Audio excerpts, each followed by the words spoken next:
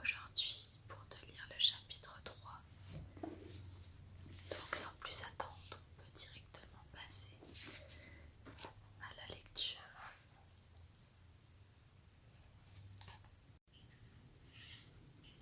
Chapitre 3. Accueil et adieu. Charlie, Gilbert et Anne quittèrent Avonlea le lundi matin suivant. Anne avait espéré qu'il ferait beau. Diana devait la conduire à la gare et elle voulait que ce trajet, le dernier qu'elle ferait ensemble avant un petit moment, soit agréable. Mais quand Anne se mit au lit le dimanche soir, un vent d'est se lamentait autour de Green Gables, soufflant une sinistre prophétie qui se réalisa dès le lendemain. Quand Anne se réveilla, des gouttes tambourinaient contre sa fenêtre et dessinaient des ronds qui s'élargissaient dans les dents, brouillant sa surface grise. Les collines et la mer étaient cachées par la brume, et le monde entier semblait morne et indistinct. Anne s'habilla dans cette aube grise, et sans joie, car il fallait partir tôt pour attraper le train qui assurait la liaison avec le bateau. Elle lutta contre les larmes qui lui montaient aux yeux malgré elle. Elle quittait cette si chère maison, et quelque chose lui disait qu'elle la quittait pour toujours. Sauf quand elle viendrait s'y réfugier pour les vacances. Les choses ne seraient plus jamais les mêmes. Revenir à Green Gables pour les vacances ne serait pas la même chose que d'y vivre. Et oh, comme tout ici était charmant et adoré. Cette chambre blanche au-dessus du porche, dédiée aux rêves des petites filles, la vieille reine des neiges à la fenêtre, le ruisseau dans le vallon, la source de la Dryade, le bois hanté et le sentier des amoureux. C'est mille et un endroits chers à son cœur, où reposaient les souvenirs des années passées. Pourrait-elle un jour être véritablement heureuse ailleurs? Ce matin-là, le petit déjeuner à Green Gables fut un repas plutôt triste. Davy, sûrement pour la première fois de sa vie, ne put rien avaler, mais fondit en larmes sans retenue sur son porridge. Personne ne semblait avoir d'appétit, sauf Dora qui engloutit facilement sa part. Dora, comme l'immortelle et très prudente Charlotte, qui continua de couper son pain et son beurre, lorsqu'elle vit passer le corps de son amant désespéré porté sur un volet, était une de ces chanceuses créatures que bien peu de choses troublaient. Même si elle n'avait que 8 ans, il en fallait beaucoup pour perturber la placide Dora. Elle était triste qu'Anne s'en aille, bien sûr, mais était-ce une raison pour ne pas réussir à apprécier un œuf poché sur un toast? En aucun cas. Et voyant que Davy ne mangeait pas le sien, Dora s'en chargea pour lui. Pile à l'heure, Diana apparut avec son attelage, ses joues roses brillant au-dessus de son manteau de pluie. Il était donc temps de faire ses adieux.